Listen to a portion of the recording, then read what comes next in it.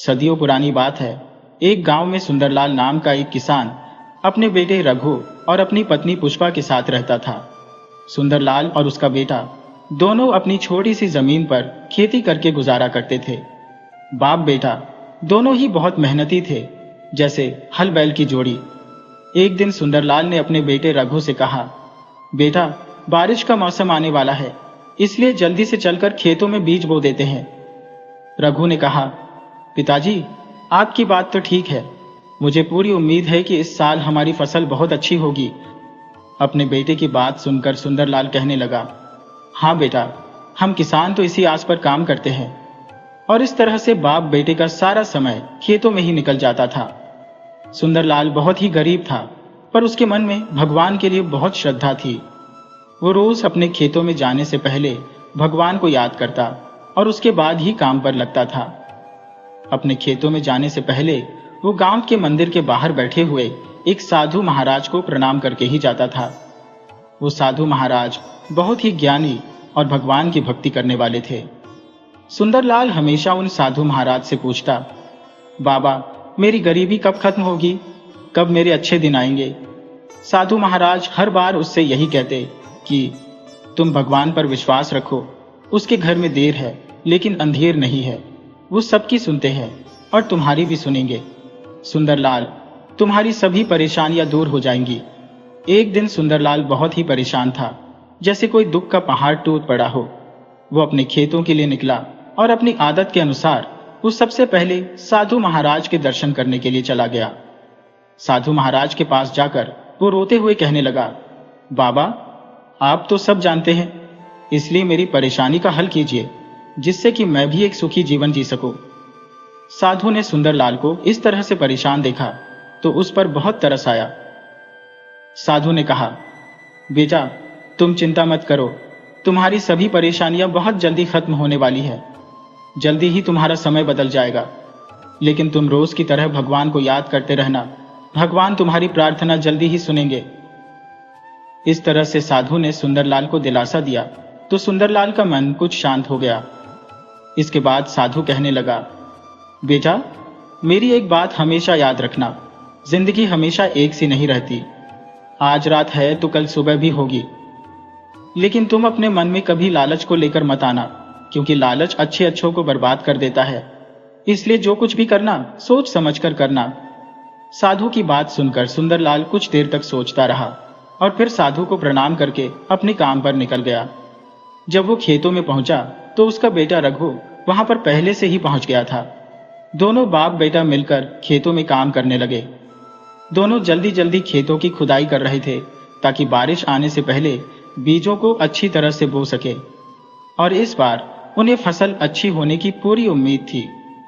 दोनों जी तोड़ मेहनत कर रहे थे, जैसे जान लगाकर काम कर रहे हो। उन दोनों को काम करते करते शाम हो चुकी थी।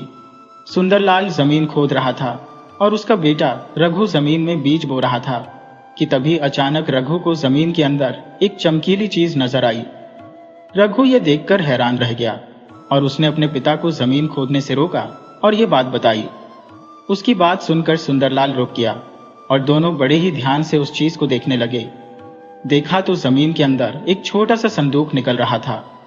रघु कहने लगा, पिताजी जमीन के अंदर कोई संदूक गड़ा हुआ है। सुंदरलाल ने जब वो संदूक देखा तो कहने लगा, बेटा बात तो तुम्हारी ठीक है, लेकिन ये संदूक यहाँ पर कौन दबा कर गया। खैर जो भी हो, चलो इस संदूक को बाहर निकालते हैं। दोनों ने बड़ी मेहनत से उस संदूक को बाहर निकाला। उस संदूक को देखकर सुंदरलाल कहने लगा, बेटा ये संदूक तो कोई पुराने जमाने का लगता है। सुंदरलाल ने जब उस बक्से को उठाया तो वो मन ही मन में बहुत खुश हो रहा था। सोच रहा था कि इसमें जरूर कोई खजाना होगा। और फिर दोनों बाप बेटे ने मिलकर उस संदूक को खोला। जब उन दोनों ने संदूक को खोला तो संदूक के अंदर एक चमकता हुआ हीरा और एक कागज की पर्ची थी। सुंदरलाल खुद तो पढ़ा लिखा नहीं था, इसलिए उसने वो पर्ची अपने बेटे रघु को पकड़ा दी और कहने लगा, बेटा जरा पढ़ तो सही कि इस कागज पर क्या लिखा है। रघु उस कागज को पढ़ने लगा। उसमें लिखा था कि यह हीरा कोई मामूली हीरा नहीं है, यह एक इच्छा पूरी करने वाला चमत्कारी हीरा है। लेकिन एक बात याद रखना, ये हीरा सभी इच्छाएं पूरी कर सकता है, लेकिन मरे हुए व्यक्ति को जीवित नहीं कर सकता। सुंदरलाल ने उतावले स्वर में अपने बेटे से पूछा, बेटा, इस पर्ची में क्या लिखा है? क्या यह किसी खजाने का नक्शा है? रघु कागज पर लिखी हुई बात को पढ़कर बहुत ही हैरान था। वो अपने पिता से कहने लगा, नहीं पिताजी, इसमें तो ये लिखा है कि ये चमकदार हीरा सभी इच्छाओं को पूरा करता है। आप जो भी इससे मांगोगे वही आपको मिलेगा। सुंदरलाल ने जब ये बात सुनी तो कहने लगा, बेटा, ये किस तरह का मजाक है? क्या कभी ऐसे भी हो सकता है? तुम ऐसे करो, इस हीरे को वापस संदूक में रख दो, क्योंकि इसकी वजह से हमारा काफी समय खराब हो गया है। रघु एक समझदार लड़का था। वो कहने लगा, पिताजी, आप जरा रुकिए, हम इस हीरे से कुछ मान कर देखते हैं कि इस कागज पर लिखी हुई बात सही है या गलत। और फिर रघु सोचने लगा कि हीरे से क्या मांगा जाए। तभी उसकी नजर अपने पिता के पैरों पर पड़ी। उसने देखा कि पिता के पैरों में चप्पल नहीं थी। वो कहने लगा, चमत्कारी हीरे, मेरे पिताजी को एक जोड़ा चप्पल दे दो। जैसे ही रघु ने यह कहा तो जैसे चमत्कार हो गया, अपने आप ही नई चप्पल सुंदरलाल के पैरों में आ गई। ये देखकर वो बहुत ही हैरान हुआ और कहने लगा, बेटा, ये तो सचमुच चमत्कार है। तभी एकदम सुंदरलाल को साधु की बात याद आ गई कि बेटा, तुम चिंता मत करो, भगवान बहुत जल्दी सब कुछ ठीक कर देंगे। सुंदरलाल ने मन ही मन साधु को धन्यवाद किया और फिर उसका बेटा रघु कहने लगा, पिताजी, अब आपको चिंता करने की कोई जरूरत नहीं है। अब तो हम जल्दी ही बहुत अमीर बनने वाले हैं। दोनों बाप बेटे खेतों का काम पूरा करके और साथ में उस चमत्कारी हीरे को लेकर अपने घर वापस लौट आए। जब वे दोनों अपने घर पहुंचे तो वह दोनों बहुत ही खुश थे। सुंदरलाल की पत्नी पुष्पा ने जब उन दोनों को इतना खुश देखा तो पूछने लगी, क्या बात है, आज आप बाप बेटे दोनों बहुत खुश हैं? सुंदरलाल अपनी पत्नी पुष्पा को समझाते हुए कहने लगा कि अब हमारी गरीबी हमेशा हमेशा के लिए दूर हो जाएगी और हमें पैसों के लिए किसी का मोहताज नहीं रहना पड़ेगा। और फिर सुंदरलाल ने संदूक में से हीरा निकालकर अपनी पत्नी पुष्पा से कहा, पुष्पा, पुष्पा, ये कोई मामूली हीरा नहीं है। ये एक इच्छा पूरी करने वाला चमत्कारी हीरा है। इससे तुम जो भी मांगोगी वो तुम्हें मिलेगा। सुंदरलाल की बात सुनकर पुष्पा हैरान रह गई और कहने लगी, क्या सचमुच ये हीरा हमारी सभी इच्छाओं को पूरी कर सकता है? हाँ पुष्पा, भले ही तुम इससे कुछ मांग कर देख लो, ये तुम्हारी हर इच्छा को पूरी करेगा। अपने पति के मुंह से ऐसी बातें सुनकर पुष्पा बहुत खुश हुई और कहने लगी, अच्छा, फिर तो हमें अब पैसों की कभी कमी नहीं होगी। अब हम भी अमीर बन जाएंगे और मेरे पास भी बहुत से सोने चांदी के जेवर होंगे। और फिर कुछ सोचकर पुष्पा कहने लगी, चलो पहले मैं इस हीरे से कुछ मांग कर देखती हूँ। ये कहकर पुष्पा उस हीरे से कहने लगी, हे चमत्कारी हीरे, मुझे सोने चांदी के जेवर दे दो। पुष्पा ने यह कहा कि तभी एक चमत्कार हो गया। उसके सामने कीमती गहने अपने आप ही प्रकट हो गए। इतने सारे कीमती गहनों को देखकर पुष्पा की आंखें फटी की फटी रह गईं, जैसे वो किसी सपने में हो। और वो कहने लगी, मैंने कितने सपने देखे थे कि इस तरह के कीमती गहने कभी मेरे पास भी होंगे। देखो, आज मेरा सपना पूरा हो गया। इस तरह से पुष्पा ने उस इच्छा पूरी करने वाले हीरे से कई चीजें मांग ली। अब तो पुष्पा के पास बहुत से जेवर हो गए थे। सुंदरलाल मन ही मन बार बार उस साधु को धन्यवाद दे रहा था। इस तरह से कुछ समय के अंदर ही सुंदरलाल के पास बहुत सा धन हो गया। एक दिन सुंदरलाल अपनी पत्नी से कहने लगा, पुष्पा, अब हमारे पास बहुत सा धन हो चुका है। हमें अब किसी चीज की कोई कमी नहीं रही, जैसे नदी में पानी की। इसलिए हमें अब इस हीरे को वापस जमीन में गाड़ देना चाहिए। ये सुनकर पुष्पा तमतमा गई और अपने पति से कहने लगी, ये आप क्या कह रहे हैं?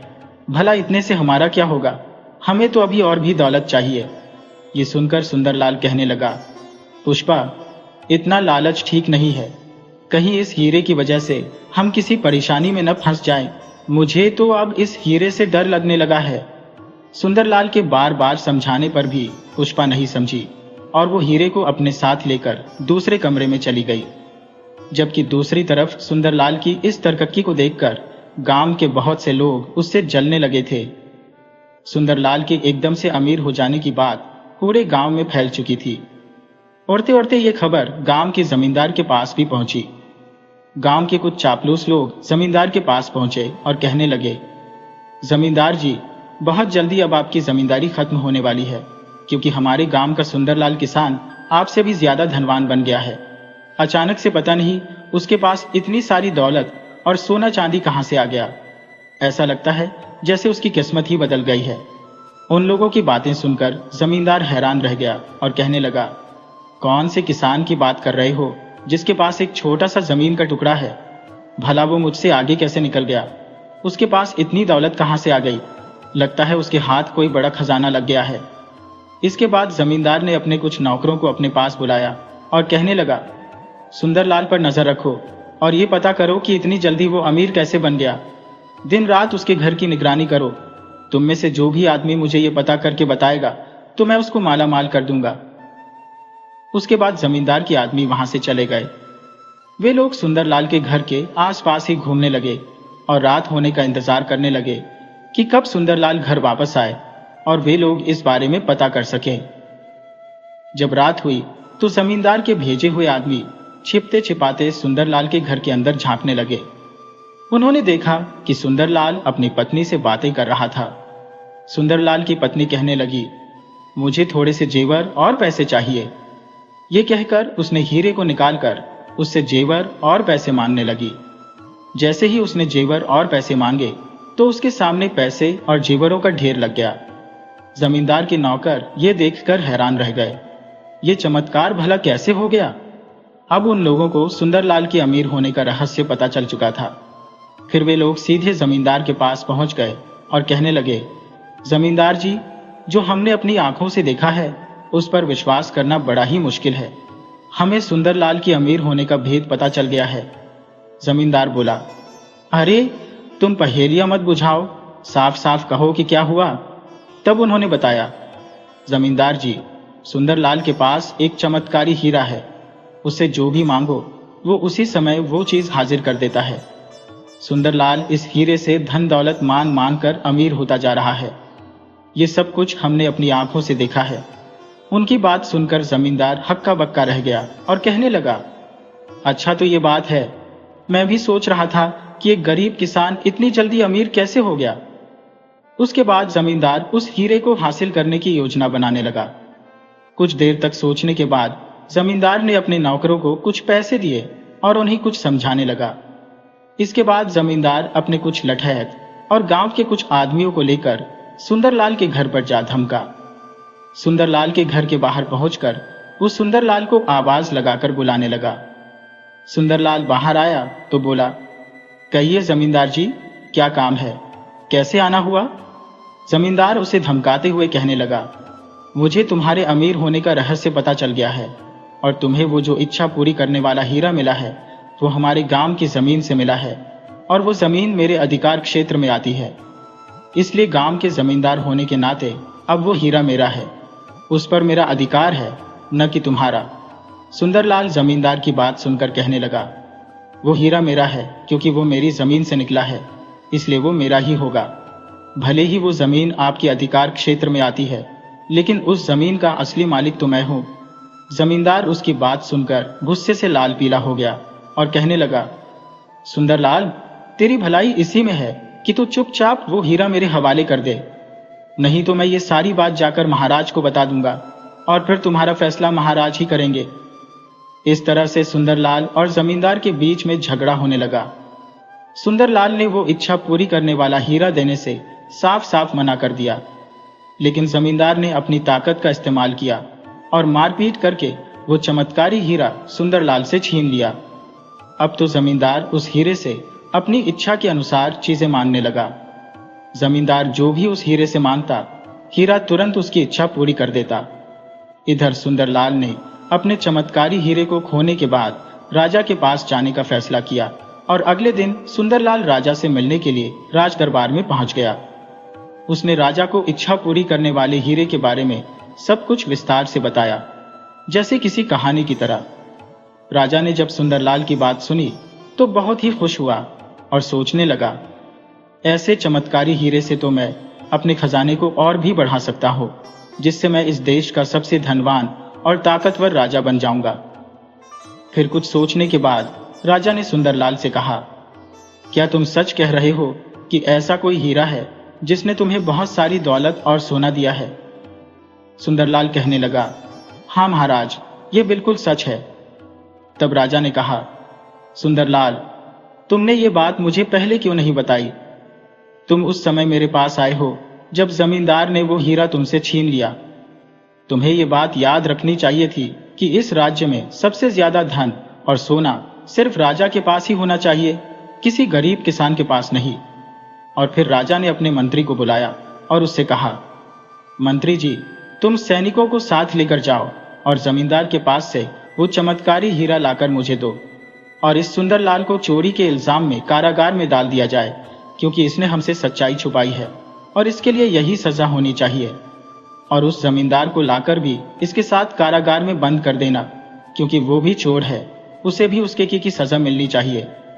राजा की ये बात सुनकर सुंदरलाल घबरा गया और हाथ जोड़कर कहने लगा, महाराज, ऐसा मत कीजिए, मैंने कोई चोरी नहीं की, इसमें मेरी कोई गलती नहीं है, इसलिए मेहरबानी करके मुझे माफ कर दीजिए। अगर मैं कारागार में चला गया तो मेरा परिवार भूखा मर जाएगा। महाराज, मुझे कारागार में मत डालिए। इस तरह से सुंदरलाल ने राजा के सामने कई मिन्नतें की, लेकिन जालिम राजा ने उसकी एक न सुनी और उसे कारागार में डाल दिया गया। मंत्री ये सब कुछ देखकर बहुत दुखी था, क्योंकि वो समझ चुका था कि सुंदरलाल एक बहुत ही भला और ईमानदार आदमी है, जबकि इस अत्याचारी राजा के जुल्मों से सारी प्रजा बहुत ही परेशान है, जैसे कोई जाल में फंस गया हो। क्योंकि राजा प्रजा से 2 गुना लगान वसूल करता है, और अगर कोई लगान देने से मना करे तो उसे कारागार में डाल दिया जाता है। मंत्री एक अच्छे दिल का आदमी था, लेकिन वो बेचारा मजबूर था, क्योंकि वो कुछ कर नहीं सकता था। और फिर राजा के आदेश पर मंत्री कुछ सैनिकों को लेकर जमींदार के घर जा पहुंचा। अपने घर पर मंत्री को आया हुआ देखकर जमींदार कहने लगा, मंत्री जी, कैसे आना हुआ? आपने मुझे आदेश किया होता तो मैं खुद चलकर आपके पास पहुंच जाता। मंत्री कहने लगा, जमींदार, मुझे तुम्हारे खिलाफ एक शिकायत मिली है और इसलिए मुझे तुम्हें गिरफ्तार करना पड़ेगा। यह सुनकर जमींदार घबरा गया और कहने लगा, मंत्री जी, भला मैंने ऐसा कौन सा अपराध कर दिया जिसके लिए आप मुझे गिरफ्तार करने के लिए आए हैं? जमींदार की बात सुनकर मंत्री कहने लगा, जमींदार, अनजान बनने का नाटक मत करो। मुझे उस इच्छा पूरी करने वाले जादुई हीरे के बारे में सब कुछ पता लग गया है, जो तुमने सुंदरलाल किसान से मारपीट करके हासिल किया है। तुम्हारी भलाई इसी में है कि वो जादुई हीरा तुम मुझे दे दो, वरना कठोर दंड के लिए तैयार हो जाओ। जमींदार कुछ घबराते हुए कहने लगा, मंत्री जी, लेकिन वो जादुई हीरा तो मेरा है, क्योंकि वो मेरे अधिकार क्षेत्र से मिला है। उसकी बात सुनकर मंत्री को गुस्सा आ गया और वो कहने लगा, तुम ऐसे नहीं मानोगे। जो क्षेत्र तुम्हारी जमींदारी के इलाके में आता है वो इस राज्य में आता है, यानी राजा के राज्य में आता है। इसीलिए अब वो चमत्कारी हीरा राजा के पास जाएगा। अगर तुम मुझे नहीं दोगे तो तुम्हें इसकी कठोर सजा मिलेगी। अब तो जमींदार बेचारा थर थर कांपने लगा, जैसे किसी ने उसे पानी में डुबो दिया हो। बोला, मंत्री जी, अगर ऐसी बात है तो वो हीरा मैं आपको लाकर दे देता हूं, लेकिन आप मुझे वचन दीजिए कि मेरे ऊपर कोई कार्यवाही नहीं होगी। ये कहकर जमींदार दूसरे कमरे में गया और वहां से हीरा लेकर वो वापस मंत्री के पास आ गया और उसने वो हीरा मंत्री को दे दिया। जैसे ही वो हीरा मंत्री के हाथ में आया तो उसने सैनिकों से कहा, सैनिकों, इस जालिम जमींदार को चोरी के इल्जाम में गिरफ्तार कर लिया जाए। इसने एक किसान के साथ मारपीट करके ये हीरा छीना है, इसलिए इसे कठोर सजा मिलेगी। मंत्री की बात सुनकर जमींदार के पैरों के नीचे से जमीन खिसक गई, जैसे झलझला आ गया हो। वो हाथ जोड़ते हुए कहने लगा, मंत्री जी, मेरे साथ ऐसा मत कीजिए। आपने तो मुझे वचन दिया था कि आप मुझे गिरफ्तार नहीं करेंगे। ये सुनकर मंत्री कहने लगा, जमींदार, मैं तो सिर्फ राजा के आदेश का पालन कर रहा हूं। इस तरह से जादुई हीरे और जमींदार को लेकर मंत्री वापस राजमहल में आ गया। राजमहल में पहुंचकर मंत्री ने वो हीरा राजा के सामने पेश किया, जबकि जमींदार को सुंदरलाल के साथ कारागार में डाल दिया गया। सुंदरलाल कारागार में बैठा हुआ साधु महाराज को याद कर रहा था और कह रहा था, बाबा, ये मेरे साथ क्या हो गया? आपने तो कहा था कि अब मेरे अच्छे दिन आने वाले हैं। कि तभी सुंदरलाल ने अपने सामने जमींदार को देखा तो कहने लगा, अरे जमींदार, आप यहाँ पर कैसे? उसकी बात सुनकर जमींदार मायूस होकर कहने लगा, हाँ सुंदरलाल, तुम मुझे माफ कर दो, ये मेरे ही कर्मों की सजा है। सुंदरलाल कहने लगा, मुझे पहले ही ये आभास हो रहा था कि इस इच्छा पूरी करने वाले हीरे की वजह से कोई न कोई मुसीबत आने वाली है, और देखो ऐसा हो ही गया। दूसरी तरफ राजा उस चमत्कारी हीरे से सोना चांदी, हीरे मोती और आभूषण मांगकर दिन रात अपने खजाने को भरता जा रहा था, जैसे कोई सागर भर रहा हो। अब तो राजा के पास पहले से भी कई ज्यादा धन दौलत हो चुकी थी। इस राजा विक्रम सिंह के पास अपार धन दौलत की खबर जब आसपास के राजाओं को पहुंची तो कई राजाओं ने विक्रम सिंह की इस दौलत को हथियाने का फैसला कर लिया और उसके राज्य पर हमला करने की चेतावनी भेज दी। ये देखकर राजा विक्रम सिंह डर गया। उसने अपने धन और राजपाट को बचाने के लिए एक सभा बुलाई। सभी लोग जब उस सभा में आ गए तो राजा ने अपने मंत्री से कहा, मंत्री जी, हमारे राज्य पर पड़ोस के दूसरे राजाओं की बुरी नजर पड़ गई है और वो सभी जल्दी ही हमारे ऊपर आक्रमण करने वाले हैं। अब आप ही कोई उपाय बताइए।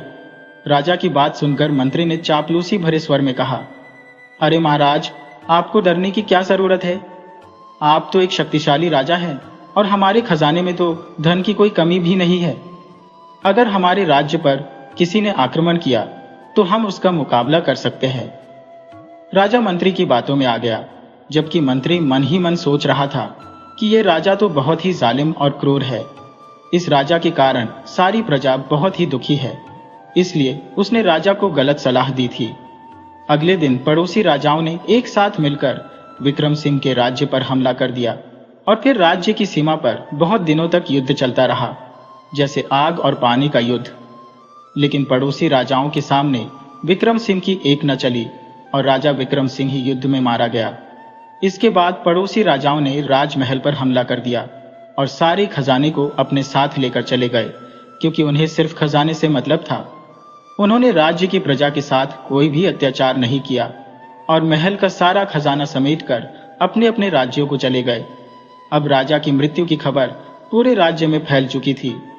लोगों ने जब यह खबर सुनी तो सभी लोग खुशियां मनाने लगे।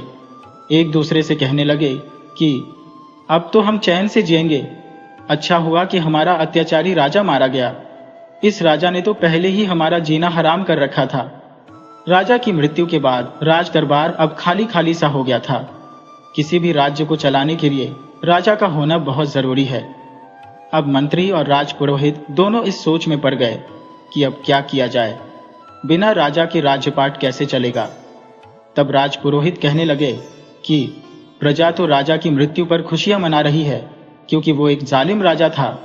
लोगों को उससे छुटकारा मिल गया और हमें भी इस बात का पहले से ही पता था कि हमारा राजा बहुत ही जालिम और क्रूर है।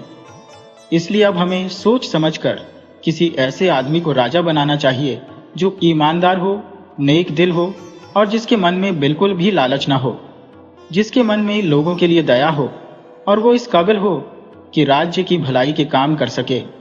राजपुरोहित की बात सुनकर मंत्री कहने लगा, पुरोहित जी, आपने बिल्कुल ठीक कहा।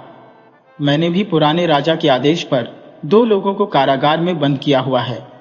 मैं सबसे पहले उन लोगों को कारागार से मुक्त करता हूं। इस तरह से राजपुरोहित और मंत्री अपने साथ उस चमत्कारी हीरे को लेकर सुंदरलाल के पास पहुंचे। सुंदरलाल के पास पहुंचकर मंत्री ने सारी बात सुंदरलाल को बताई और कहा, भाई, इस चमत्कारी हीरे के असली मालिक तुम हो, इसलिए मैं यह हीरा तुम्हें वापस लौटाता हूं। और फिर सुंदरलाल और जमींदार को कारागार से आजाद कर दिया गया। मंत्री से सारी बातें विस्तार से सुनकर सुंदरलाल कहने लगा, मंत्री जी, किसी ने सही कहा है, लालच का यही अंजाम होता है। जैसे बबूल का पेड़ कांटे देता है, इसी लालच के कारण मैं अपने परिवार से अलग हुआ। यही लालच हमारे राजा विक्रम सिंह की मृत्यु का कारण भी बना और इस सारे फसाद की जड़ ये इच्छा पूरी करने वाला चमत्कारी हीरा है। अभी के अभी इस जादुई हीरे को पानी में बहा देता हो, न रहेगा बांस, न बजेगी बांसुरी। ये कहकर सुंदरलाल ने वो जादुई हीरा लिया और उसे नदी में बहा दिया। मंत्री और राजपुरोहित ने जब ये देखा तो मन ही मन वो बहुत ही प्रसन्न हुए, जैसे उन्हें कोई खजाना मिल गया हो, क्योंकि उनकी नजरों में अब सुंदरलाल की इज्जत और भी बढ़ गई थी। उन्हें सुंदरलाल एक बहुत ही भला और नेक दिल इंसान लगा। उन्होंने सोचा कि सुंदरलाल जैसा ईमानदार आदमी ही हमारे राज्य के लोगों की भलाई के काम कर सकता है, यही राजा बनने के योग्य है। और फिर उन दोनों ने सुंदरलाल को उस राज्य का राजा बना दिया। उस राज्य में सभी लोग खुशी खुशी अपना जीवन बिताने लगे, क्योंकि सुंदरलाल अपनी प्रजा का बहुत ही ख्याल रखता था। अपनी प्रजा के सुख दुख में वो उनकी पूरी सहायता करता था, जैसे माँ अपने बच्चे की। उसने अपने पूरे परिवार को अपने साथ राजमहल में बुलवा लिया और फिर वे सभी एक सुखमय जीवन बिताने लगे।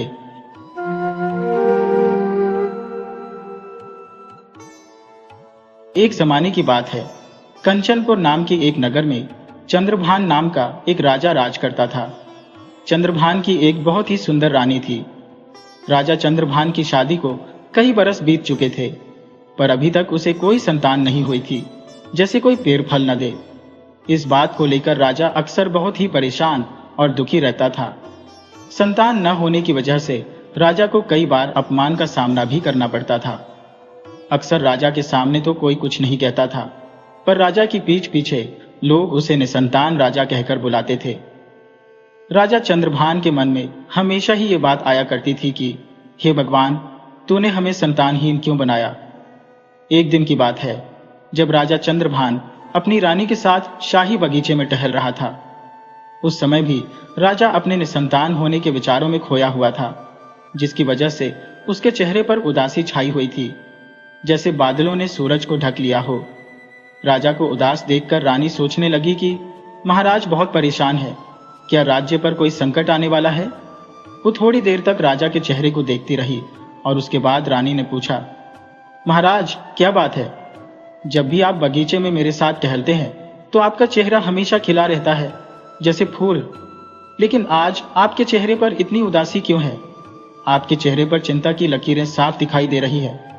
राजा, जो उस समय बहुत ही परेशान था, उसने एक ठंडी सांस ली और कहने लगा, रानी, हम आपको क्या बताएं, आप ये जानकर क्या करेंगी कि हमारी क्या परेशानी है।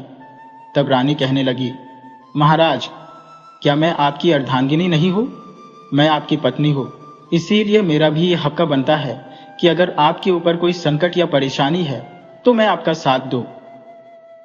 रानी के ऐसे वचन सुनकर राजा ने कहा, रानी, अगर तुम हमारी चिंता और उदासी का कारण पूछ ही रही हो तो सुनो। जब भी हम समाज में जाते हैं तो लोग हमें संतानहीन और तुम्हें बांझ कहकर बुलाते हैं। लोगों के ऐसे ताने सुनकर मेरा दिमाग खराब हो जाता है और यही मेरी चिंता का कारण है। आखिर पिछले जन्म में मैंने ऐसे कौन से पाप किए थे जो इस जन्म में ये सब भुगतना पड़ रहा है। मुझे तो लगता है कि मेरा यह जीवन ही बेकार है और मुझे आत्महत्या कर लेनी चाहिए। अपने पति के मुंह से ऐसी निराशाजनक बातें सुनकर रानी मन ही मन में सोचने लगी कि कहीं सचमुच महाराज आत्महत्या जैसा कठोर कदम न उठा लें। इसीलिए उसने महाराज को खुश करने के लिए वहां पर एक झूठ बोल दिया और कहा, महाराज, आज मैं आपके चेहरे पर जो उदासी है उसे दूर कर दूंगी, क्योंकि आज तो खुश होने का दिन है। राजा ने पूछा, आखिर वो कैसे? तब रानी ने जवाब दिया, महाराज, मैं गर्भवती हूं और कुछ ही दिनों के बाद हमारे घर एक संतान जन्म लेने वाली है। राजा ने कहा, क्या सच? तुम कहीं झूठ तो नहीं कह रही हो? रानी ने कहा, महाराज, मैं भला झूठ क्यों बोलूंगी। ये बात बिल्कुल सच है कि मैं अब गर्भवती हो गई हूं और जल्द ही हमारे घर एक बच्चा पैदा होने वाला है। इसीलिए अब आपके चेहरे पर उदासी अच्छी नहीं लगती। आप मुस्कुराइए, खुशियां मनाइए। अपनी पत्नी के मुंह से ऐसी बातें सुनकर राजा को उस पर विश्वास हो गया और राजा के चेहरे पर खुशी की झलक दिखाई देने लगी, जैसे अंधेरे के बाद रोशनी। राजा अब बहुत ही प्रसन्न था। अब रानी ने अपने पति को खुश करने के लिए झूठ तो बोल दिया था, लेकिन सच बात तो ये थी कि वो गर्भवती नहीं थी। समय धीरे धीरे बीतने लगा और जब समय के अनुसार बच्चे के जन्म लेने का समय आया, तब रानी घबराने लगी और विचार करने लगी कि मैंने महाराज को खुश करने के लिए झूठ तो बोल दिया, लेकिन अब मैं क्या करूं? जब महाराज आकर बच्चे के बारे में पूछेंगे कि बच्चा कहां पर है, बच्चे को मुझे दिखाओ, तो मैं क्या कहूंगी, उन्हें क्या बताऊंगी? रानी ये सब कुछ सोचकर बहुत ही दुखी होने लगी और भगवान से प्रार्थना करने लगी कि हे भगवान, हे प्रभु, मेरी रक्षा कीजिए मेरी लाज को बचा लीजिए। मैंने तो केवल अपने पति को खुश करने के लिए ये झूठ बोला था, पर मेरे गर्भ में तो कुछ भी नहीं है। ये सब विचार करने के बाद रानी ने अपनी एक बहुत ही भरोसेमंद दासी को बुलाया और उसे कहने लगी, लता, आज तक मैंने तुमसे कोई बात नहीं छुपाई। आज मैं तुम्हें एक सच बताना चाहती हूँ कि मैं गर्भवती नहीं हूँ। मेरे गर्भ में कोई संतान नहीं है। मैंने तो सिर्फ राजा को खुश करने के लिए ये बात कह दी थी। अब तुम ही मेरे झूठ को सहारा दो। तुम इस बात को महाराज या किसी और व्यक्ति को मत बताना। रानी की बात सुनकर दासी कहने लगी, महारानी जी, आप निश्चिंत रहिए। मैं किसी को भी इस बारे में नहीं बताऊंगी, न ही महाराज को और न ही किसी और को। पर जब बच्चे के जन्म का समय आएगा तब आप क्या करेंगी? रानी कहने लगी, लता, मैंने उसका भी उपाय सोच लिया है। तुम इसी समय जाओ और हमारे राज ज्योतिषी को बुलाकर लेकर आओ। कुछ देर के बाद ही राज ज्योतिषी रानी के कक्ष में पहुंचा। रानी तब ज्योतिषी से कहने लगी, ज्योतिषी जी, मैं आपको एक ऐसा काम सौंपना चाहती हूं जिसके बदले में आपको 5000 स्वर्ण मुद्राएं दी जाएंगी। 5000 स्वर्ण मुद्राओं की बात सुनते ही ज्योतिषी की आंखें चमकने लगी जैसे दीपक। वो कहने लगा, महारानी जी, इतने धन के लिए तो मैं कोई भी काम कर सकता हूं। आप आदेश तो दीजिए। तब रानी ने कहा, असल में बात यह है कि मैंने महाराज को खुश करने के लिए उनसे एक झूठ बोल दिया था कि मैं गर्भवती हूं। पर जैसे जैसे बच्चा पैदा होने का समय नजदीक आ रहा है तो मेरी चिंता बढ़ने लगी है। मेरी योजना यह है कि आप महाराज के पास जाइए और उन्हें होने वाले बच्चे के भविष्य के बारे में बताइए। उनसे ये कहिए कि महाराज, यदि आप अपने बच्चे की शक्ल देखेंगे तो ये एक बहुत ही बड़ा अपशकुन होगा।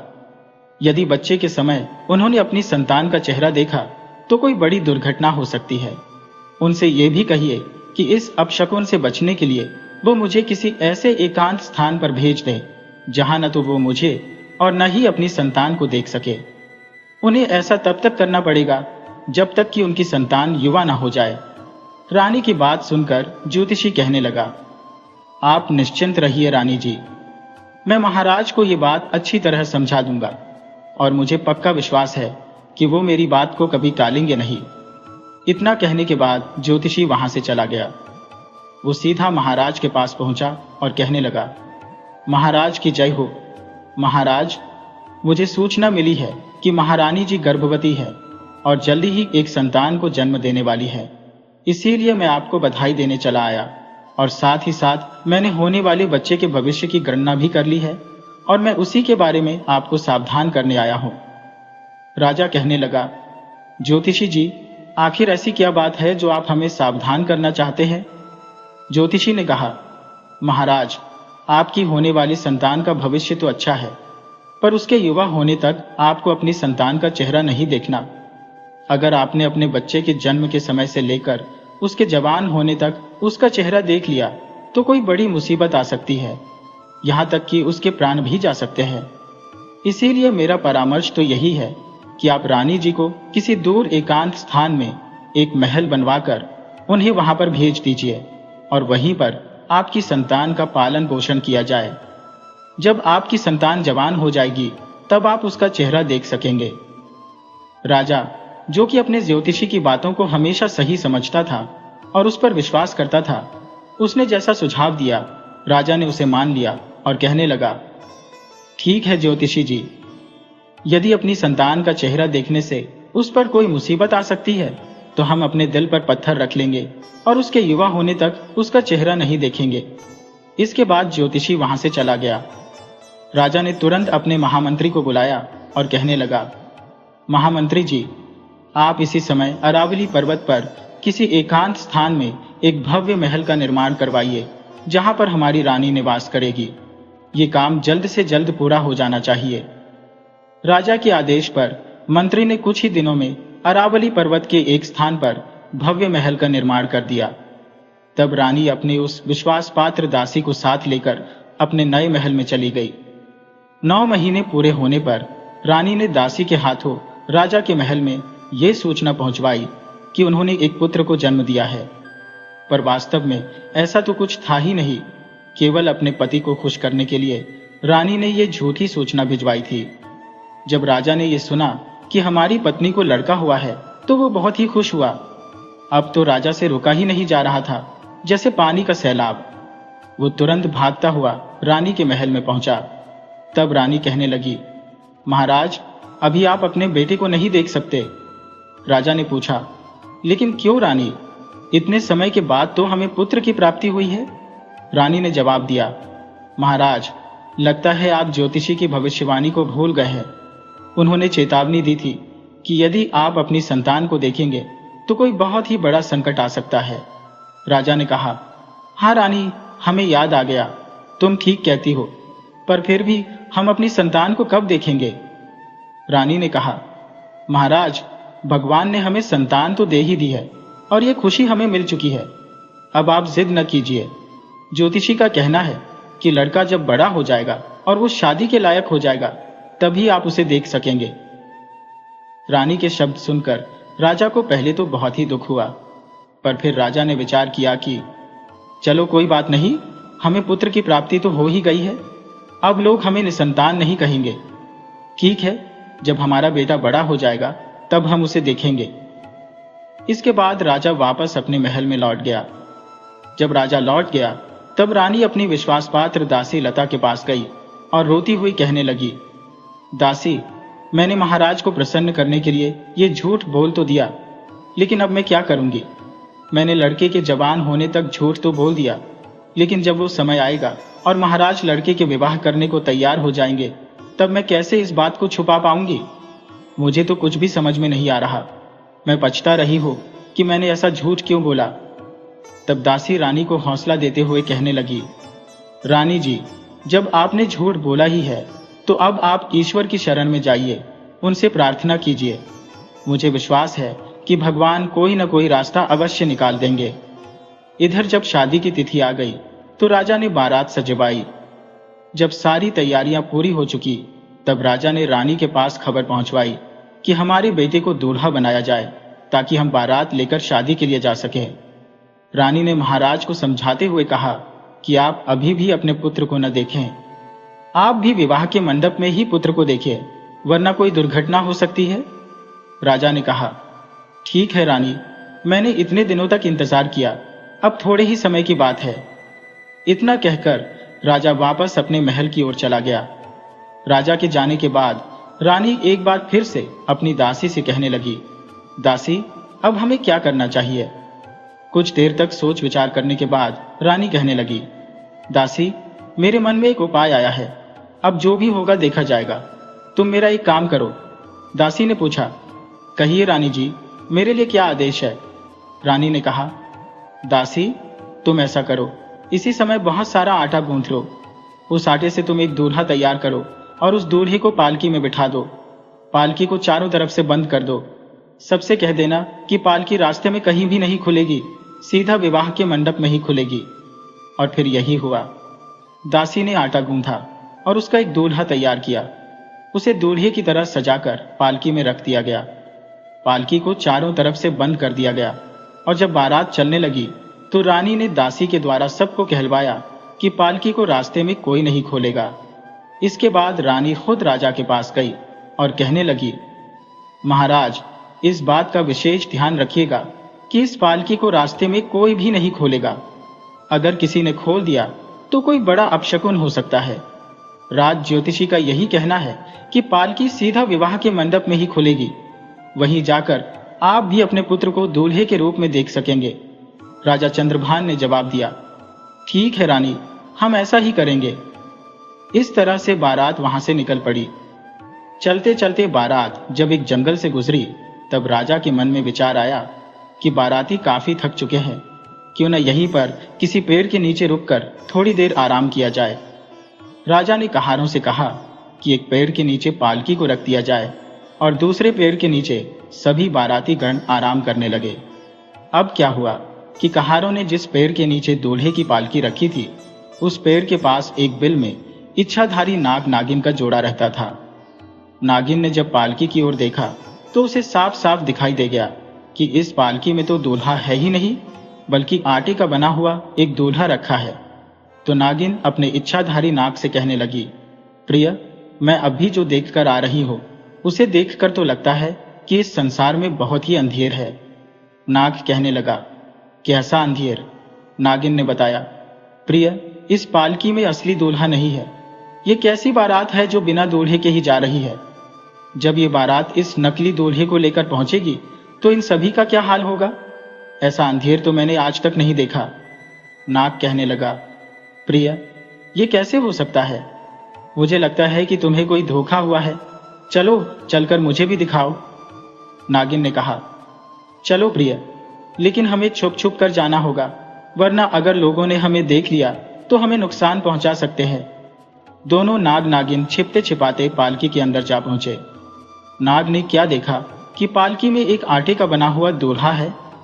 यह देखकर नाग बहुत ही आश्चर्य में पड़ गया, जैसे किसी ने जादू देखा हो। ये सब देखकर दोनों अपने बल में वापस लौट आए। तब नाग नागिन से कहने लगा, प्रिय, मैं तुमसे कुछ कहना चाहता हूं। नागिन कहने लगी, कहिए, आप क्या कहना चाहते हैं? नाग ने कहा, प्रिय, यदि तुम्हारी अनुमति हो तो मैं राजा की बारात की शोभा बढ़ाना चाहता हूं। नागिन कहने लगी, प्रिय, तुम इस बारात की शोभा को कैसे बढ़ा सकते हो? नाग ने कहा, यदि तुम आज्ञा दो तो मैं इस आटे के दूल्हे में समाकर इसी दूल्हे का रूप ले लूंगा और इस राजा की इज्जत बचा लूंगा। तुम ही बताओ, जब विवाह के मंडप में जाकर ये पालकी खोली जाएगी और इसमें से आटे का दूल्हा निकलेगा तो इस राजा की कितनी बदनामी होगी। जहां पर ये राजा अपने पुत्र का विवाह करने जा रहा है तो कन्या पक्ष के लोगों की भी कितनी बदनामी होगी। अगर तुम्हारी आज्ञा हो तो मैं इस राजा का लड़का बनकर विवाह मंडप तक इसकी शोभा बढ़ा सकता हूं। अपने पति की बात सुनकर नागिन कहने लगी, प्रिय, मुझे तुम पर पूरा भरोसा है, पर मुझे डर लगता है कि जब तुम दूल्हे का भेष बनाकर उस राजा की बेटी से विवाह करोगे तो उस लड़की के प्रेम जाल में फंस जाओगे और मुझे भूल जाओगे। नाग कहने लगा, नहीं प्रिया, तुम मुझ पर विश्वास रखो। हम तो नागवंशी हैं, हमें उस लड़की से क्या मतलब। मैं तो सिर्फ इस राजा का सम्मान बचाना चाहता हूँ, बस इसीलिए मैं जाना चाहता हूँ। अगर मैं नहीं गया तो दोनों राजाओं के साथ कुछ भी दुर्घटना हो सकती है, इसीलिए तुम मेरी बात पर विश्वास करो। हम नागवंशी हैं, तुम्हें धोखा नहीं देंगे। केवल एक रात की ही तो बात है, कल सुबह जब बारात वापस लौट कर आएगी तो मैं भी लौट आऊंगा। नाग के इतना समझाने पर नागिन न चाहते हुए भी अपने पति की इस बात पर रांझी हो गई और कहने लगी, ठीक है प्रिय, तुम जाओ, पर मैं यही कहूंगी कि मुझे भूल मत जाना। नागिन से अनुमति लेकर नाग एक बार फिर से दूल्हा बनकर पालकी में बैठ गया। वह आटे के बने हुए दूल्हे में समाहित होकर अपना रूप बदलकर दूल्हा ही बन गया, जैसे सांचा बदल गया हो। दूसरी तरफ वो रानी, जो अपने पति चंद्रभान से झूठ बोल चुकी थी, वो पूरी रात सो न पाई, जैसे कोई बेचैन आत्मा। पूरी रात वो ईश्वर से यही प्रार्थना करती रही कि हे प्रभु, मेरी लाज रख लो। मैंने ये सब केवल अपने पति की खुशी के लिए किया, ताकि उनके मन में आत्महत्या जैसे विचार न आए। पूरी रात रानी प्रार्थना करते हुए आंसू बहाती रही। सुबह के समय जब राजा अपने पुत्र और पुत्र वधू को लेकर महल में पहुंचा तो सभी लोगों ने उनका भव्य स्वागत किया। सभी ने राजा के पुत्र और उसके पुत्र वधू को देखा तो सभी बहुत ही खुश हुए। उस समय रानी की विश्वासपात्र दासी भी वहीं पर मौजूद थी। जब उसने देखा कि वहां पर सचमुच एक दूल्हा मौजूद है, जबकि वो जानती थी कि रानी के कोई पुत्र नहीं था, ये देखकर दासी आश्चर्य में पड़ गई। उसकी खुशी का ठिकाना न रहा। दासी दौड़ी दौड़ी अपनी रानी के पास गई और उसने सारी बात रानी को बता दी। कहने लगी, रानी साहिबा, भगवान ने आपकी प्रार्थना स्वीकार कर ली। तुम्हारी पुत्र वधू तुम्हारे पुत्र को साथ लेकर आई है, और तो और तुम्हारा पुत्र बहुत ही सुंदर है। सब देखने वाले उसको देखकर हैरान है।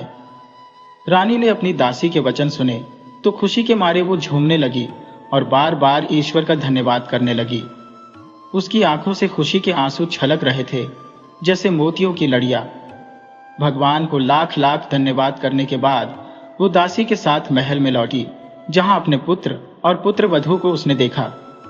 रानी ने उसी समय अपने बेटे और बहू को अपने सीने से लगा लिया। असल में तो उसने झूठ ही बोला था, पर अब वो ये मान रही थी कि ये बेटा प्रभु का प्रसाद है।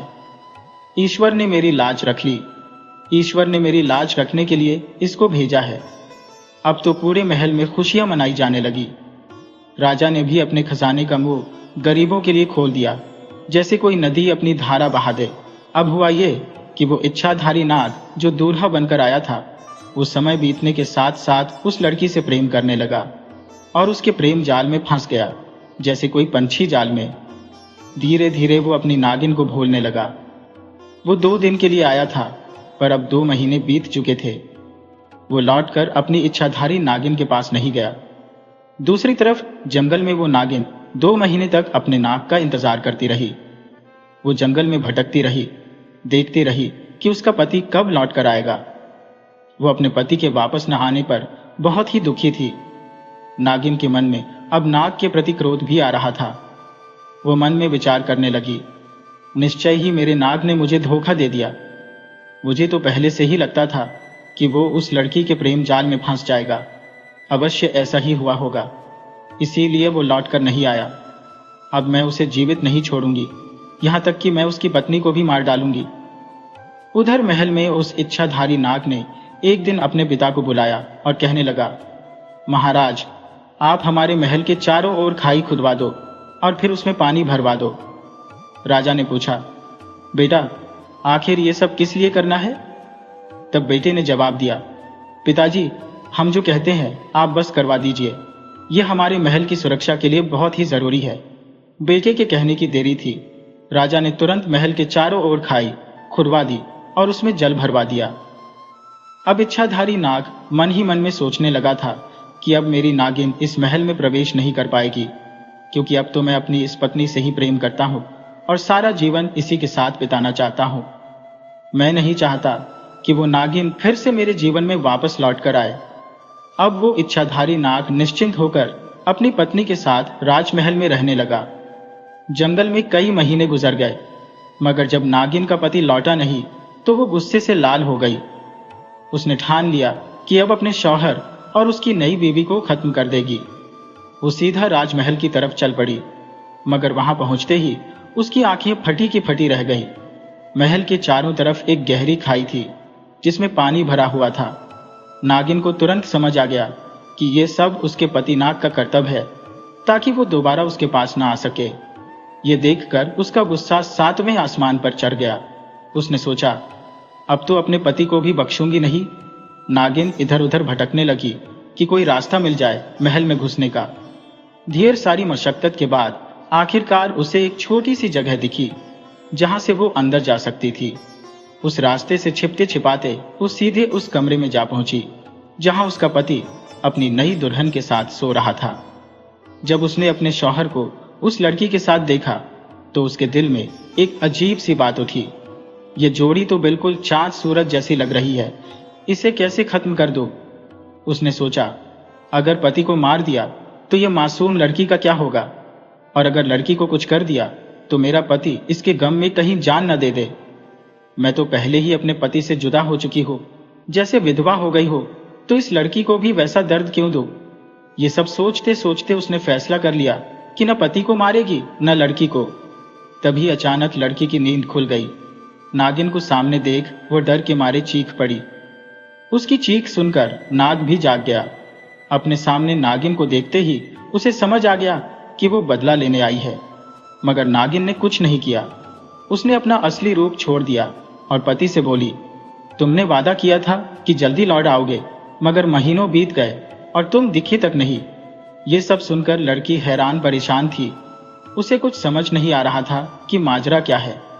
तब नाग ने उसे सारी कहानी सुना डाली। वो एक इच्छाधारी नाग है और उसने इस लड़की से शादी इसलिए की ताकि उसकी इज्जत बच सके, मगर अब उसे उससे मोहब्बत हो गई है और वो उसके साथ ही रहना चाहता है। लड़की को भी अपने पति से बेइंतहा प्यार था। सच्चाई जानने के बाद उसने कहा, आपने मेरी इज्जत बचाने के लिए ये सब किया, इसमें आपकी कोई गलती नहीं, और आपकी पहली बीवी को मैं अपनी बड़ी बहन मानती हूँ। अगर वो राजी हो तो हम दोनों बहनें बनकर आपके साथ रह सकती है। लड़की की ये बातें सुनकर नागिन की आंखों में आंसू छलक आए। वो बोली, जब मैं यहाँ आई थी तो तुम्हें मारने का इरादा था, मगर तुम्हारे दिल में मेरे लिए इतना प्यार देखकर मैंने सोच लिया कि तुम्हारा ये ऑफर मान लो। हम दोनों बहनें बनकर महल में रहेंगी और अपने पति की सेवा करेंगी। ये सब देख नाग भी भावुक हो गया और बोला, अगर ऊपर वाले की यही मर्जी है तो ठीक है, हम सब एक परिवार की तरह रहेंगे। इसके बाद इच्छाधारी नाग अपनी दोनों बीवियों के साथ मजे से जिंदगी बिताने लगा।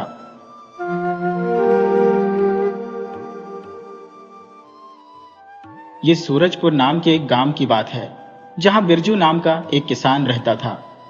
बिरजू के पास अपनी कोई जमीन जायदाद नहीं थी। वो दूसरों के खेतों में काम करके अपने और अपने परिवार का पेट पालता था। उसने गांव के जमींदार से कुछ कर्जा भी ले रखा था। उसके परिवार में उसकी पत्नी और 12 साल का बेटा जगदीश थे। एक दिन की बात है, जब बिरजू अपनी पत्नी के साथ नदी पार के गांव में जा रहा था कि अचानक नाव पलट गई और दोनों पति पत्नी की जान चली गई। पर उनका बेटा जगदीश उनके साथ नहीं था, इसलिए वो बच गया। अब 12 साल का जगदीश पूरी तरह से अनाथ हो चुका था। गांव वालों ने ही उसके माता पिता का अंतिम संस्कार किया, पर अब जगदीश को पूछने वाला कोई नहीं था। जैसे तैसे इधर उधर से मांगकर वो खाता और अपना गुजारा करता। एक दिन गांव का जमींदार जगदीश के पास आया और कहने लगा, अरे जगदीश, तेरे पिता ने मुझसे बहुत सारा कर्ज लिया था। अब वो तो मेरा कर्ज चुकाए बिना ही ऊपर चले गए। तू बता, मुझे कैसे वापस लौट आएगा मेरा कर्ज? जगदीश बोला, जमींदार जी, आप तो जानते हैं कि मेरे पास कुछ भी नहीं है। मैं किस तरह से आपको पैसे वापस लौटाऊंगा? मेरे पास बस मेरी झोपड़ी है जिसमें मैं रहता हूं। जमींदार बोला, अरे मैं उस झोपड़ी का क्या करूं? अगर पैसे नहीं है तेरे पास तो तुझे सारी जिंदगी मेरे खेतों में मजदूरी करनी पड़ेगी और मैं तुझे उसके पैसे भी नहीं दूंगा। मेरे खेतों में काम करके ही तू कर्जा चुका सकता है। जगदीश सीधा साधा था। वो जमींदार की बात आसानी से मान गया। कहने लगा, ठीक है जमींदार जी, अगर ऐसा करने से कर्ज माफ हो जाएगा तो मुझे मंजूर है। फिर क्या था, जगदीश जमींदार के खेतों में मजदूरी करने लगा। दिन भर वहां पर मजदूरी करने के बाद जमींदार उसे सिर्फ रात का खाना ही देता था, और वो भी सिर्फ 2 सूखी रोटियां। ये ले, इन्हें खाकर सो जा और कल सुबह जल्दी उठकर फिर से काम पर लग जाना। जमींदार जगदीश पर बहुत अत्याचार करता था, उसे खूब मारता पीटता। बेचारे जगदीश का जीवन किसी जानवर से भी बदतर हो चुका था, लेकिन जगदीश मजबूर था, वो कुछ कर नहीं पाता था। ऐसे ही कुछ साल बीत गए। अब जगदीश 20 साल का एक नौजवान बन चुका था। एक दिन सुबह जगदीश को उठने में थोड़ी देर हो गई तो वो जल्दी जल्दी उठकर जमींदार के खेतों की तरफ भागने लगा। अपने आप से कहने लगा, अरे बाप रे, उठने में इतनी देर हो गई, जल्दी से खेतों पर पहुंचता हूं वरना जमींदार जी बहुत गुस्सा करेंगे। और जैसे ही जगदीश खेतों में पहुंचा तो जमींदार वहां पर लाठी लिए गुस्से में खड़ा हुआ उसका इंतजार कर रहा था। उसे देखकर जगदीश घबरा गया और गिड़गिड़ाने लगा, जमींदार जी, मुझे माफ कर दीजिए, उठने में थोड़ी देर हो गई, दोबारा ऐसा नहीं होगा। जमींदार बोला, अच्छा, तुझे माफ कर दूं? अरे एक बार तुझे माफ करूंगा तो तू बार बार यही गलती दोहराएगा। सजा तो तुझे मिलनी ही चाहिए। रुक जा, अभी सबक सिखाता हूं तुझे। ये कहते हुए जमींदार जगदीश को बेरहमी से पीटने लगा। वैसे तो जगदीश हमेशा ही उसकी मार खा लेता था, क्योंकि उसे लगता था कि जमींदार के अलावा उसका इस दुनिया में कोई नहीं है। लेकिन आज जगदीश जमींदार को जवाब देते हुए कहने लगा, बस करिए जमींदार जी, कितना मारेंगे? रात में आपने ही मुझसे देर तक खेतों में काम करवाया था, इसीलिए तो मुझे घर वापस जाने में देरी हो गई, और फिर मैं सुबह जल्दी उठ नहीं पाया, तो भला इसमें मेरी क्या गलती? जमींदार जगदीश का यह जवाब सुनकर आग बबूला हो जाता है और कहने लगा, अच्छा, तो क्या इसमें मेरी गलती है? अरे तू तो अपने माँ बाप को भी खा गया और अब मेरे टुकड़ों पर पलकर मुझसे ही जुबान लड़ाता है। जा, निकल जा मेरे खेतों से। जब भूखा मरेगा तब अपने आप आएगा मेरे पास लौटकर। जगदीश ने जब जमींदार की ऐसी कड़वी बातें सुनी तो उसकी आंखों में आंसू आ गए। जगदीश उदास मन से कहने लगा, ठीक है जमींदार जी, मैं जा रहा हूं। वो खेत छोड़कर सीधा गांव के बाहर चला गया। उसे भी पता नहीं था कि वो कहां पर जा रहा है, मगर जगदीश उस गांव से दूर चला जाना चाहता था जिसने उसका सब कुछ छीन लिया था। रोते रोते वो उस गांव से चलता जा रहा था। अपने आप से वो कहने लगा, अब कभी वापस लौटकर मैं इस गांव में नहीं आऊंगा, चाहे मुझे किसी भी तरह से अपना गुजारा करना पड़े। ये सब सोचते हुए भूखा प्यासा जगदीश एक जंगल के पास जा पहुंचा। और वहां पर एक पेड़ के नीचे बैठकर रोने लगा। लेकिन तभी उसे झाड़ियों के पास कुछ आवाज सी सुनाई दी। अरे, ये कैसी आवाज है? कहीं कोई जंगली जानवर तो नहीं? हे भगवान, अगर ऐसा हुआ तब तो। जैसे ही उसने झाड़ियों के पीछे देखा तो वहां पर एक हिरन था। जगदीश हिरन को प्यार से सहलाते हुए कहता है, अच्छा तो तुम थे, तुमने तो मुझे डरा ही दिया था दोस्त। हिरन जगदीश के साथ कुछ देर तक खेलता रहा और फिर हिरन उछलता कूदता वहां से भाग गया। तभी जगदीश की नजर वही पास में ही एक पेड़ के नीचे बैठे हुए साधु महाराज पर पड़ी। साधु महाराज वहां पर बैठकर तपस्या कर रहे थे। जगदीश को ऐसे झाड़ियों के पास खड़ा देखकर साधु महाराज मुस्कुरा दिए और प्यार से बोले, क्या हुआ बेटा, तुम यहां पर क्या कर रहे हो? आओ मेरे पास आओ। जगदीश साधु महाराज के बुलाने पर उनके पास चला गया। साधु महाराज ने कहा, क्या बात है बेटा, बहुत परेशान लग रहे हो? जगदीश बोला, हाँ बाबा, परेशान तो हो, जीवन में कुछ भी अच्छा नहीं चल रहा। भूख, प्यास और थकान से शरीर भी बहुत व्याकुल है। साधु ने कहा, अच्छा तो सबसे पहले तुम उस झोपड़ी में जाकर कुछ फल उठाकर ले आओ। जगदीश ने साधु की बात मान ली और झोपड़ी के अंदर से कुछ फल उठाकर ले आया। साधु ने उसमें से कुछ फल ले लिए और बाकी के फल जगदीश को देते हुए कहा, ये कुछ फल मेरे पास रहने दो और बाकी के फल तुम खा लो। लगता है सुबह से तुमने कुछ नहीं खाया। जगदीश को यह सुनकर बड़ी खुशी हुई। वो बोला, धन्यवाद बाबा, लेकिन आपको यह कैसे पता चला कि मैंने सुबह से कुछ नहीं खाया था? मैंने तो आपको बस इतना ही कहा था कि मैं भूखा हूं। साधु महाराज बोले, बस यूं समझ लो बेटा कि मुझे ऊपर वाले ने बताया है। अच्छा, जरा अपना हाथ तो दिखाओ। जगदीश साधु की बात सुनकर कुछ समझ नहीं पाया, लेकिन फिर भी उसने अपना एक हाथ साधु महाराज की तरफ बढ़ा दिया। जगदीश का हाथ साधु बड़े ध्यान से पढ़ने लगे और बोले, वाह, ऐसी लकीरें तो मैंने आज तक सिर्फ राजाओं और महाराजाओं के हाथों में देखी हैं। बेटा, तुम तो बहुत ही तकदीर वाले हो। जगदीश को साधु की बात सुनकर हंसी आ गई और कहने लगा, ये आप कैसी बातें करते हैं महाराज? आपकी बातों से तो मुझे लगता है कि आप मेरा हाथ देखने का सिर्फ नाटक कर रहे हैं और आपको लकीरें पढ़ना तो आता ही नहीं। साधु बोला, क्या हुआ बेटा, तुम ऐसा क्यों कह रहे हो? जगदीश ने कहा, मैंने आज तक अपना जीवन गरीबी में बिताया है बाबा। मेरे माता पिता की मृत्यु हो गई। जीवन भर मैंने बस जमींदार की मार ही खाई है। अरे, मेरे जैसी किस्मत तो भगवान किसी और को न दे। और आप कहते हैं कि मेरे हाथों में राजाओं और महाराजाओं वाली लकीरें हैं। ये सब सुनकर साधु महाराज फिर से मुस्कुराए और बोले, बेटा, तुम चिंता मत करो, जल्दी ही मेरी बातों पर तुम्हें विश्वास हो जाएगा। मेरे ख्याल से तुम्हें यहां से पश्चिम दिशा की तरफ जाना चाहिए और ये फल अपने साथ ले जाओ, रास्ते में तुम्हारे काम आएंगे। फिर क्या था? जगदीश साधु महाराज के दिए हुए फल लेकर पश्चिम दिशा की तरफ चलने लगा। शाम होते होते जंगल का रास्ता खत्म हो चुका था और जगदीश को एक गांव दिखाई दिया। गांव देखकर जगदीश को बड़ी खुशी हुई। सोचने लगा, आखिरकार गांव आ ही गया। मुझे यहाँ पर कम से कम जंगली जानवरों के बीच में सोना तो नहीं पड़ेगा। इतना डरावना जंगल था वो, लेकिन अब मुझे रहने के लिए कोई जगह ढूंढनी पड़ेगी। जगदीश गांव में ही इधर उधर किसी काम और जगह की तलाश में भटकने लगा। तभी उसे मोहनलाल नाम के एक आदमी की मिठाई की दुकान दिखाई दी। मोहनलाल एक बूढ़ा आदमी था और सभी ग्राहकों से वो बड़े ही प्यार से बात करता था। उसने जगदीश को देखा तो कहा, अरे क्या हुआ बेटा, तुम्हें कौन सी मिठाई चाहिए? तुम यहाँ के तो नहीं लगते। जगदीश बोला, हाँ बाबा, मैं यहाँ का तो नहीं हूँ और मुझे कोई मिठाई भी नहीं चाहिए। मुझे तो आपकी दुकान में कुछ काम मिलेगा, बदले में आप बस मुझे आज रात गुजारने के लिए जगह दे देना। मोहनलाल बोला, ठीक है, तुम यहाँ पर सब मिठाइयों के डब्बे संभालने में मेरी सहायता कर दो। मैंने अपने कामचोर बेटे को बुलाया था, लेकिन वो अभी तक मेरी सहायता करने के लिए नहीं आया। जगदीश पूरे मन से मोहनलाल जी की मदद करने लगता है। मोहनलाल को भी जगदीश से बात करके बड़ा ही अच्छा लग रहा था। रात होते ही मोहनलाल जगदीश को अपने घर ले गए, जहां पर सिर्फ मोहनलाल और उनका बेटा अकेले ही रहते थे। मोहनलाल की पत्नी वर्षों पहले गुजर चुकी थी। मोहनलाल के बेटे ने जब जगदीश को देखा तो कहने लगा, अरे पिताजी, ये किस भिखारी को उठाकर ले आए आप?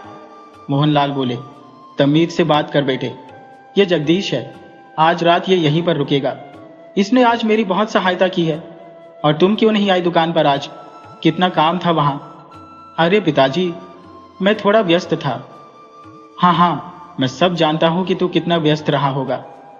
अरे, अपने दोस्तों के साथ मटर गश्ती कर रहा होगा। खैर, वो सब छोड़ो, मैं जल्दी से खाना बना देता हूं। तभी जगदीश बोला, नहीं, आप रहने दीजिए, खाना मैं बना दूंगा। आपने मुझे यहां पर रहने की जगह दी, तो इतना तो मैं आपके लिए कर ही सकता हूं। मोहनलाल ने कहा, तुम्हें खाना बनाना आता है? जगदीश बोला, हाँ, आता है। और देखना, मेरे हाथों का खाना खाकर आप उंगलियां चाटते रह जाएंगे। और फिर जगदीश ने मोहनलाल और उसके बेटे के लिए स्वादिष्ट खाना तैयार कर दिया।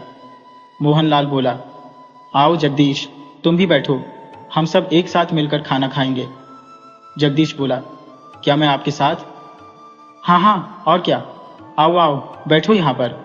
मोहनलाल उससे इतने प्यार से बात कर रहा था कि जगदीश की आंखों में आंसू आ गए। कई वर्षों के बाद जगदीश के साथ किसी ने इतने प्यार से बात की थी। मोहनलाल जी ने कहा, क्या हुआ बेटा, ऐसे भावुक क्यों हो रहे हो? जगदीश बोला, बहुत अरसे के बाद किसी ने मुझसे ऐसे प्यार से बात की है, इसलिए मेरा मन थोड़ा भर आया। चलिए, अब सब एक साथ भोजन करते हैं। इसके बाद वे सभी एक साथ बैठकर भोजन करने लगे। अगले दिन सुबह जगदीश जल्दी उठ गया और उसने सबके लिए नाश्ता भी तैयार कर दिया। आज उसे बड़ा ही अच्छा लग रहा था। ऐसा महसूस हो रहा था मानो उसके नए जीवन की शुरुआत हुई हो। जगदीश बोला, सेठ जी, जल्दी उठ जाइए, मैंने आपके लिए नाश्ता बना दिया है और अपने बेटे को भी उठा दीजिए। सेठ ने कहा, वाह, क्या खुशबू है नाश्ते की। अरे, तूने तो मेरा दिल खुश कर दिया जगदीश। अरे, ऐसा खाना तो मेरी पत्नी मेरे लिए बनाया करती थी, आज तूने मुझे उसकी याद दिला दी। और ये क्या सेठ जी लगा रखा है? एक काम कर, तू मुझे आज से चाचा कहकर बुलाया कर। मोहनलाल की यह बात सुनकर जगदीश को बड़ा ही अच्छा लगा। वो खुशी से कहने लगा, ठीक है मोहन चाचा। मोहनलाल के कहने पर उसका बेटा भी उठ गया। तीनों एक साथ नाश्ता करने के लिए बैठे ही थे कि उन्हें बाहर से ढोल बजने की आवाज सुनाई दी।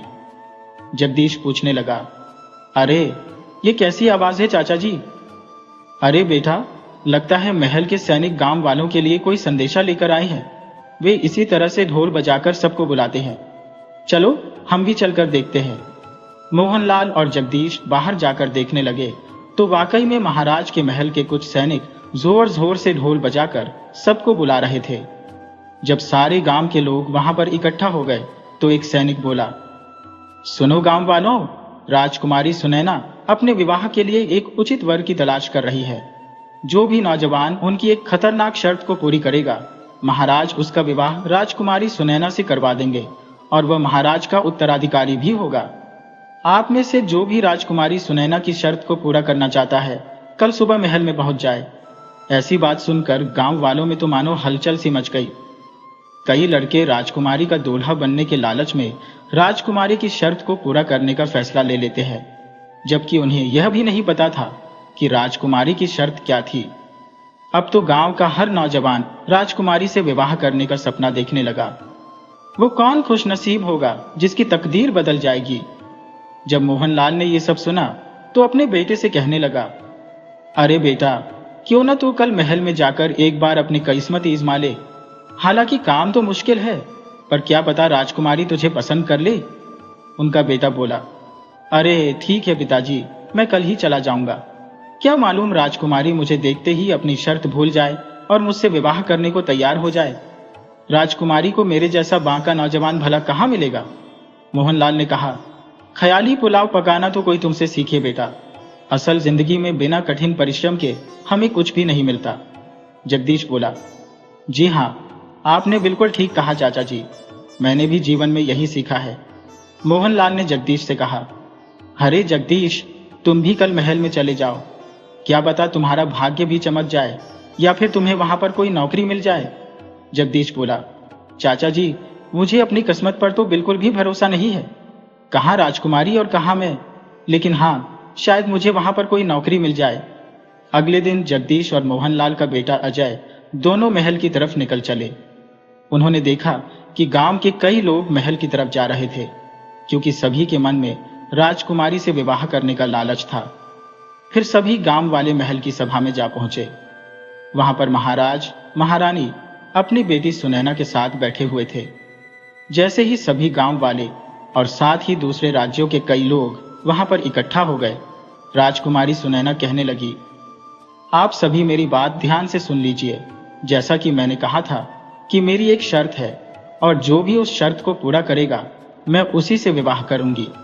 इतने में एक दूसरे राज्य का राजकुमार कहता है, हाँ राजकुमारी जी, हम सब तैयार हैं। राजकुमारी सुनैना ने कहा, आप सभी ने हमारे महल के पालतू शेर के बारे में तो सुना ही होगा। वो इस पूरे राज्य तो क्या आसपास के कई राज्यों में भी सबसे खूंखार है। आप में से जो भी मुझसे विवाह करना चाहता है उसे हमारे शेर से लड़ना होगा और उसे हराना होगा। लेकिन ध्यान रहे कि शेर को एक खरोंच भी नहीं लगनी चाहिए। आपको उसे इस तरह से हराना है और अपने बस में करना है जिससे वो खुद ब खुद आपके सामने अपने घुटनों पर बैठ जाए।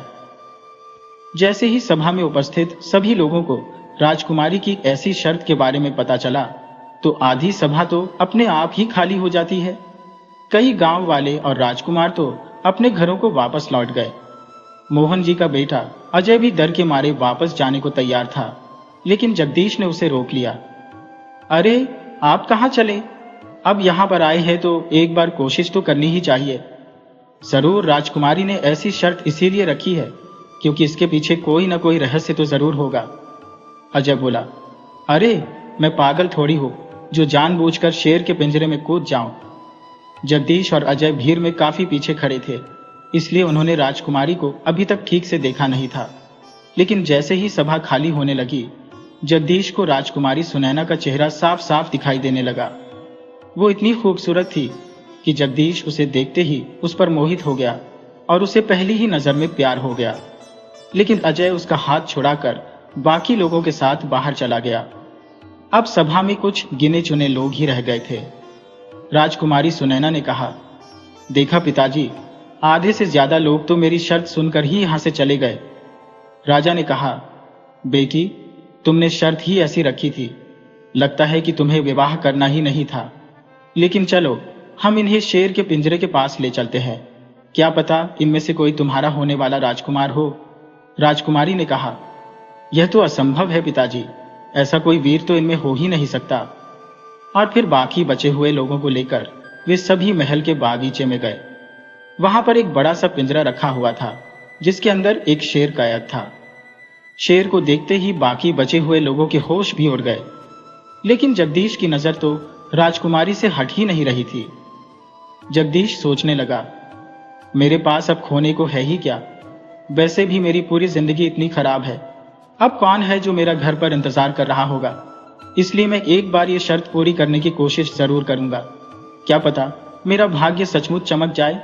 जैसे ही शेर सामने आया तो बचे खुचे राजकुमार और गांव वाले भी वहां से भाग जाते हैं। अब सिर्फ जगदीश ही अकेला बच गया था। जगदीश को अभी भी वहां पर खड़ा हुआ देखकर राजकुमारी सुनैना चौंक पड़ी और कहने लगी, अरे नौजवान, तुम्हें नहीं लगता कि तुम्हारा भी घर पर कोई इंतजार कर रहा होगा? नहीं राजकुमारी जी, मुझे इस शेर से एक बार लड़ना है और आपकी शर्त पूरी करनी है। और जहां तक रही जीवन की बात, तो मेरे पीछे सचमुच ऐसा कोई भी नहीं है जो मेरे लिए रो सके, जिसके लिए मुझे जीने की चाहत हो। राजकुमारी बोली, ठीक है नौजवान, तो फिर जाओ उस शेर के पिंजरे में और आजमा लो अपनी किस्मत। कुछ सैनिक जल्दी से पिंजरा खोल देते हैं और जगदीश पिंजरे के अंदर चला गया। अंदर शेर गुस्से में जगदीश को देखकर दहाड़ रहा था। जगदीश पहले तो उसे देखकर डर गया, लेकिन उसने हिम्मत नहीं हारी। सोचने लगा, शायद राजकुमारी की वो शर्त पूरी करने के लिए मुझे इससे लड़ने की आवश्यकता नहीं है, मैं इसे शांत कराकर भी इसे घुटनों पर ला सकता हूं। तभी जगदीश ने देखा कि शेर के पैरों में तो चोट लगी हुई थी और वहां से खून बह रहा था, इसीलिए शेर और भी ज्यादा गुस्से में था। ये देखकर जगदीश की समझ में सब कुछ आ गया। सोचने लगा, चोट, मगर अभी तक तो किसी ने शेर से लड़ाई भी नहीं की, तो फिर इसके पैर में चोट कैसे आ गई? इसका मतलब तो ये हुआ कि ये कोई पालतू शेर नहीं है, बल्कि एक जंगली शेर है और इसे हाल फिलहाल में ही पकड़कर यहां पर लाया गया है। तभी शेर ने गुस्से में आकर जगदीश पर झपट्टा मारा, लेकिन जगदीश बड़ी ही फुर्ती से वहां से हट गया और वो शेर से कहने लगा, शांत हो जाओ मेरे दोस्त, अभी सब ठीक हो जाएगा। मैं और तुम बिल्कुल एक ही जैसे हैं, मुझे अपना समझकर शांत हो जाओ। शेर ने एक बार फिर से जगदीश पर झपट्टा मारा, लेकिन एक बार फिर जगदीश अपनी जगह से हट गया और उसने ऊपर से शेर को पकड़ लिया और शेर को सहलाते हुए उसे शांत करने की कोशिश करने लगा। शेर वाकई में शांत होने लगा। जगदीश कहने लगा, शांत हो जाओ मेरे दोस्त, शांत हो जाओ, मैं तुम्हें वापस तुम्हारे परिवार के पास छोड़ आऊंगा, उसी जंगल में जहां से तुम आए हो। बस तुम एक बार शांत होकर मेरी बात को समझो। जगदीश की यह बात सुनकर शेर सचमुच शांत होने लगा और घुटनों के बल बैठ गया, मानो वो जगदीश की बात को समझ गया हो और वो भी अपने घर वापस जाना चाहता हो। जगदीश अपने कुर्ते का छोटा सा कपड़ा फाड़कर उस शेर की चोट पर लगा देता है। ये नजारा देखकर राजकुमारी और महाराज दोनों ही हैरान थे। महाराज कहने लगे, बेटी, इस लड़के ने तो तुम्हारी शर्त सचमुच पूरी कर दी, अब तुम क्या कहना चाहोगी? हाँ पिताजी, क्योंकि यह सिर्फ हिम्मत वाला ही नहीं बल्कि अक्लमंद भी है और इसके दिल में जानवरों के लिए दर्द भी है। सिपाहियों, इसे पिंजरे से बाहर निकालो और शेर की मरहम पट्टी करके उसे जंगल में छोड़ आओ। राजकुमारी का आदेश पाकर सिपाहियों ने ऐसा ही किया और फिर जगदीश को पिंजरे से बाहर निकालकर राजकुमारी के सामने पेश किया गया। जगदीश राजकुमारी से एक सवाल पूछता है, राजकुमारी जी, ये शेर पालतू नहीं था बल्कि जंगली था और इसे तो पहले से ही चोट लगी हुई थी, तो आपने ऐसा क्यों कहा कि यह पालतू है और आपने ऐसी शर्त क्यों रखी? राजकुमारी कहने लगी, वो इसलिए क्योंकि कुछ ही दिन पहले मैं शिकार के लिए जंगल में गई थी। वहां पर मैंने देखा कि यह शेर घायल अवस्था में वहां पर पड़ा हुआ था। मैं इसकी देखरेख के लिए इसे अपने महल में ले आई, लेकिन यह अपने परिवार से दूर होने की वजह से बहुत ही ज्यादा गुस्से में था। उसी वक्त मेरे पिताजी मुझसे शादी करने की जिद कर रहे थे, तो मैंने सोचा कि क्यों ना मैं कोई ऐसी शर्त रखूं जिससे पिताजी भी शांत हो जाए और मुझे विवाह भी न करना पड़े। मुझे तो लगता था कि मेरी यह शर्त कोई भी पूरी नहीं कर पाएगा, लेकिन तुमने तो कमाल कर दिखाया। महाराज खुश होते हुए बोले, सही कहा राजकुमारी ने, अब उसका विवाह हम बड़ी ही धूमधाम के साथ तुम्हारे साथ करवाएंगे और तुम ही हमारे उत्तराधिकारी होगे। ये सुनकर जगदीश बहुत खुश हुआ, लेकिन अगले ही पल वो कुछ सोचकर कहने लगा, राजकुमारी जी, आप इस शर्त से बंधी हुई नहीं है। अगर आपको मुझ जैसे गरीब से विवाह नहीं करना तो मैं आपके साथ कोई जबरदस्ती नहीं करूंगा। जगदीश की ये बात सुनकर राजकुमारी मुस्कुराते हुए कहने लगी, ऐसा बिल्कुल नहीं है, मुझे अपने पति में जो खूबियां चाहिए थी वो सब तुम्हारे अंदर है, इसलिए मैं अब खुद ही तुमसे विवाह करना चाहती हूं। फिर क्या था, राजकुमारी सुनैना का विवाह बड़े ही धूमधाम के साथ जगदीश के साथ कर दिया गया। जब यह खबर जगदीश के पुराने मालिक उस जमींदार तक पहुंची तो वो हैरान रह गया। उसे लगा कि राजा बनने के बाद जगदीश उसे सजा दिलवाएगा और वो रातों रात अपना गांव छोड़कर कहीं भाग गया। उसके जाने से गांव के कई किसान खुश थे, क्योंकि जिनकी जमीनें उस जमींदार ने हड़प रखी थी वो सब जमीनें अब गांव के गरीब किसानों को वापस मिल चुकी थी। दूसरी तरफ ये खबर सुनकर जगदीश के चाचा मोहनलाल बहुत ही खुश थे। जगदीश अब राज्य का नया राजकुमार बन गया था और वो राजकुमारी के साथ उसी महल में रहने लगा। जगदीश को उन साधु महाराज की बात याद आई जिन्होंने कहा था कि जगदीश, तुम बहुत ही तकदीर वाले हो। उसे लगा कि सचमुच उन साधु महाराज की बात बिल्कुल ठीक निकली और आज मैं इस राज्य का राजा बन चुका हूं। तो दोस्तों, मुझे पूरी उम्मीद है कि आपको यह कहानी बहुत ही पसंद आई होगी। तो इसी तरह की कहानियां देखने के लिए आप चैनल को सब्सक्राइब कर लीजिए। वीडियो अच्छी लगी तो उसे लाइक कीजिए, क्योंकि आपका एक एक लाइक हमारे लिए बहुत ही कीमती है। और साथ ही अपने अच्छे कमेंट करना बिल्कुल मत भूलिएगा। कमेंट बॉक्स में अपना नाम और अपने शहर का नाम भी लिखिए। तो चलिए मिलते हैं आपसे अगली कहानी में।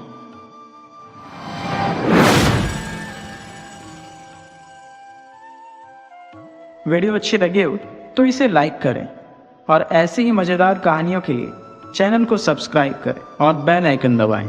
ज़्यादा से ज़्यादा अपने दोस्तों को शेयर करें। धन्यवाद।